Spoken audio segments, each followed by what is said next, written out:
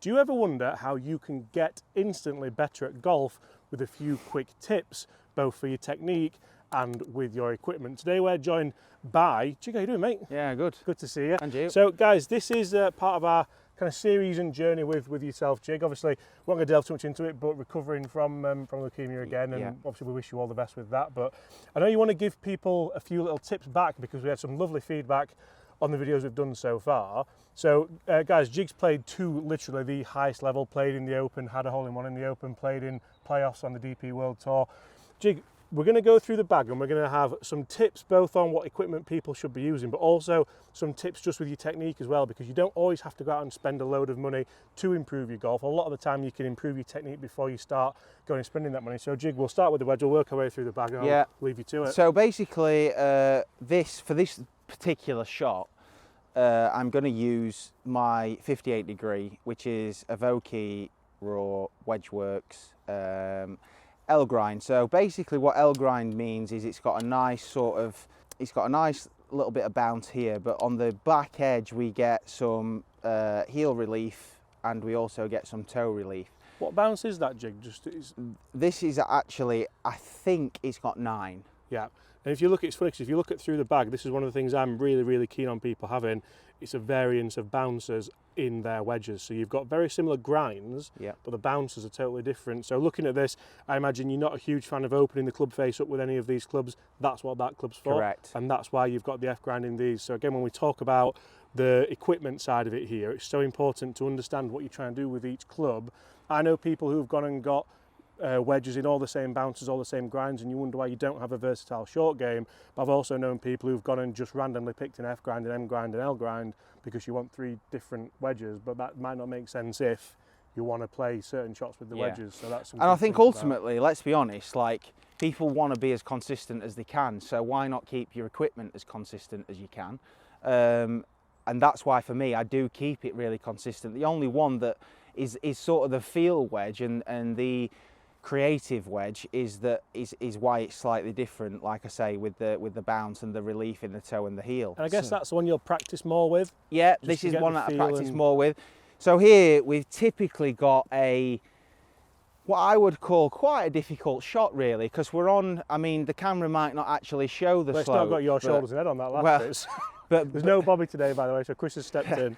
But basically, we've got actually quite a bit of a bank here. So we've got to get it up quick, but we also have got to sort of let the ball release a little bit. So quite often, I'm actually going to use my dad as an example here. He would be very much sort of steep and diggy with the leading edge. That's not what we want. So my tip here would be, let's keep the ball as centered as we possibly can with chest, butt of the grip, and like I said on earlier, let's get the toe in the ground, and we're going to keep the path as neutral as we can. So we're not going to try and be open and chopping across it. We're not going to be closed and go this way.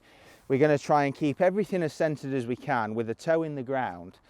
And what we're going to do is we're going to try and then keep our head following the ball and release it nicely so that you get the little bit of check, but you're also using the loft and the bounce correctly on this sort of shot where you need to initially get the ball up in the air, but you want it to land and release. Guys, I hope you're enjoying this and learning from it, because I've learned something there already, which I often stand too open or too close, and I think just standing neutrally and allowing the club to work around your body, it's such an obvious way of doing it. Yeah, and I think personally, and I'm pretty sure Chris would agree with me on this, is you're actually going to get the most consistent strike going forward. Ultimately, guys, I know you want to see the sexy shot where it's up in the air, you land it at the pin and it's spinning, but the reality is, that's not going to work, is it? Let's be honest. That was class. Should we go into irons? Yeah, I can't really get one better than that.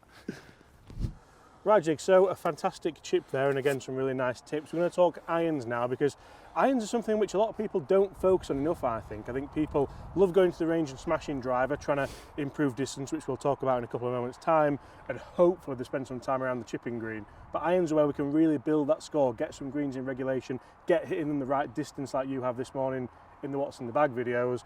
what's the best tip you would give the guys watching? First of all, for the setup in the irons, but then also maybe to help with technique. Yeah, so like ultimately, I think you're bang right, James. It's we go to the driving range, all we do is hit a few wedges to warm up, and then it's like, you know, smash away in it, you know, kind of like how far can we hit driver, how straight can we hit driver.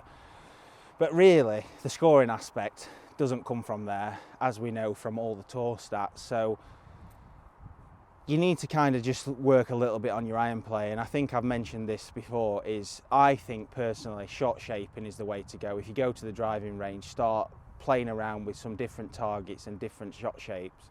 But let's do that through setup. Let's not do that through trying to manipulate technique. Yeah. So here we've got 167 pin, winds down out the left, which is quite a difficult wind, to be honest with you, for your average golfer. And you know, I'm not going to beat around the bush. It's quite a difficult wind for tour level golfers. It's not the preferred wind by any means. So I'm a big believer in let the ball ride on the wind, don't try and fight the wind. So here what we're going to do is we're going to set up normally to it as we would. So again, we're going to have solid posture, get some nice sort of tilt through the hips, knees bent. What I love about this guy, sorry to interrupt Jig, is that whenever Jig's giving us a tip, it's the basic stuff first. It's not, right, we need to think about this, we need to do this. It's right, let's not forget the basics, because they're the vital aspect. Absolutely. I mean, if we don't... Are you thinking this on tour as well? Yeah. Like, if the basics aren't there, you're not starting the engine, are you? Well, you can't do it. You know what I mean? Like, how would Ferrari feel about like changing pistons and stuff like that? They'd get the basics right, wouldn't they? They'd make sure every little nook and cranny is bang on. So why would you not do that for your golf game? Yeah. It's silly, really. One of the best at this, by the way, checking fundamentals categorically every single time, was Ian Poulter. He was the absolute best at doing this on the range. Every single day he would do the same monotonous things. And you know, what a career he had. He used to have the alignment sticks, didn't he, to help him with the increments on, Still does. Yeah. So again, let's go in, set to it nice and, you know, properly, some nice tilt here, knees bent. But then all we're actually going to do is we're just going to change our aim. We're not going to do anything different. We're just going to change our aim. So we want to be sort of right edge of the left bunker. And let the ball move onto target with the wind. Oh, it's flag high again, look. Flag high again, mate. Very good. And one of the things that's vital in the equipment side of this as well, and probably more so for Jig than anyone, being so tall and probably so difficult to fit, is making sure the lie angles are correct. And that's not just out of the factory or from the tour van, it's after 6 months of ownership and you've been to the range or you've played a lot of links golf, have those lie angles changed. If your lie angle's out, it'll dramatically affect the start line of the ball. Well, of course it will, because automatically, if this is out and the lie angle's out, then turf interaction's totally different, which we've actually got some information from obviously one of the top fitters on tour to come your way. The turf interaction is mad. I honestly cannot tell you how important it is to get the loft and lie right for you.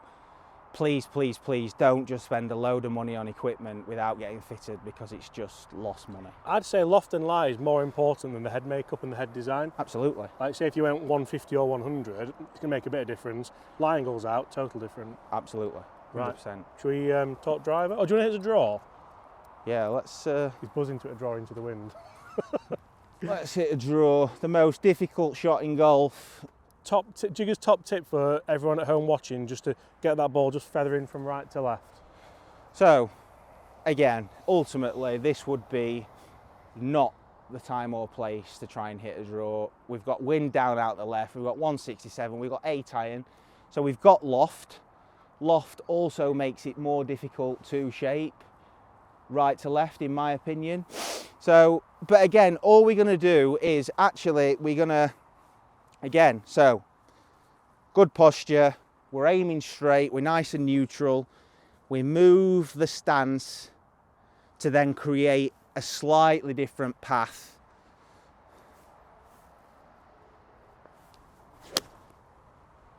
Oh, look at this, that's beautiful. And all you're doing there, Jig, is keeping club face on target. keeping club face on target, but all we're doing is changing our setup so that we get a consistency in being able to move and shape the ball. When you start manipulating club, you've got no chance. You've got absolutely no chance. Start with good setup, direction. Jig, you've helped everyone's short game. You've transformed their irons. Can you get us 20 more yards? Well, let's see. Right, Jig, so we've talked wedges, we've talked irons, some fantastic tips there. And again, guys, if this is going to help you, make sure you subscribe, make sure you check out Jig's. Are you on Instagram? I am on Instagram, yeah. It's Jigger_Thompson. So make sure you check that out as well for the journey back. But driver is where everybody wants to improve. Everyone wants to hit it further. Everyone wants to outdrive their friends. But you were one of the longest drivers on tour when you're on tour. Should we have a couple of tips on how to maybe sneak a couple of yards out? Yeah, so, right, look, ultimately, like I said, Titleist have been unbelievable. 2 setups here. Now, this one is the 9-degree head, which is probably going to be ever so slightly lower spin, but with a weaker shaft. Now, that potentially is the way to go for you golfers who are your average golf club member, because I think a lot of the time you get fitted for something that is too stiff here, but with too much loft here. I think actually you need to go basically the other way around. And I think that would help you gain some yardage. So what we're going to do here is I'm going to hit both 9-degree head and 10-degree head. This, I think, is more of a summer club. You're going to get slightly more spin, it's going to stay in the air longer, and then when it hits the ground, obviously it's going to release out because it's firmer on the ground. And this is the winter club. Can we talk about how it's a GT2 head as well? Because we've just done a what's in the bag video, guys, and again, if you want to check that out, that'll be on the channel already. But so many people will just go, because I do exactly the same. I prefer the look of the GT3 and the GT4. So you go, you know what, I think I can go with that. You're playing for your living. You need to keep that ball in play. You need a little bit of forgiveness at times, even being one of the longest hitters on tour. Talk me through this decision. So this decision is purely and simply, like I've just said to you, you know, with the irons and wedges, is let's make the game a bit easier. Yep. Why make it so difficult? Ultimately, I understand Titleist's marketing, TaylorMade's marketing is, oh, we want low spin, we want the ball to go further, we want more club head speed, we want more ball speed. But actually, the right head fitted correctly is going to make your life easier, and it's going to perform better. So that's why I've gone for the GT2 head, purely and simply is, it basically is more forgiving. But again, it doesn't matter, because just because it's more forgiving doesn't mean, oh, it's going to spin more, it's going to go nowhere, it's going to do this, it's going to do that. Well, actually, no, that's not the case. You're going to get the best of both worlds. I think the worst thing that some people can do is go and get fitted on a launch monitor, or just on a, sorry mate, which one you go with that one. Or in a simulator and not see the real world results. Actually, have you hit the fairway? What have you done when there's a bunker on the right hand side and a dogleg left? What scenario are you in? Which one are you hitting here, Jig? I'm going to hit my current gamer. Yep. 9-degree head, slightly weaker shaft. Now, one of the things that I noticed Jig do incredibly well is create quite a wide arc, Jig. So, I mean, what was your club head speed when you were swinging? So I was always cruising, to be honest with you, around between 118 and 120. Yeah. I'm currently around sort of cruising at 112, 115. Yeah. It's cold this morning, I haven't really warmed up. But as a tip for you guys is, right, we're going to set up well to the ball. So we're going to stand nice and tall up here, and you'll see this actually in Marco Penge, who is currently the longest hitter by a country mile, I would say, actually. So we're going to stand nice and tall to the ball. We're going to make sure the ball position is ever so slightly further forward. And all we're going to do is we're going to keep this leading arm, this left arm, nice and straight. And we're going to try and create as much length and height here as we possibly can. Because all that does then is make it easier to generate speed here down through the ball. So let's try and, you know, let me give it a go. Nice. Is that a ball flight that you quite enjoy, that slightly lower one? Yeah, so that's where I think we're at again. Winter golf, we're going to get more wind, it's slightly colder. I think you could possibly do with a slightly more penetrating ball flight. But don't do that, like I've said, through stiff shaft, more loft. Go less loft, slightly weaker shaft. It'll be much easier to... Because the shaft's going to work for you essentially, isn't it? Basically. Do you want it one with your 10? Yeah. So notice the difference in these two ball flights, how 1 degree can make such a kind of big difference. And of course, it's a stiffer shaft in there. So this is a stiffer shaft with more loft. Yeah. And instantly there, you can see the difference in ball flight. So guys, if you've enjoyed that and that has helped you both with your equipment and with your game, please make sure you do get in the comments below and let us know. Throw a like on this video and subscribe if you would wish. Jig, lots more to come. Cheers mate, thank you very much.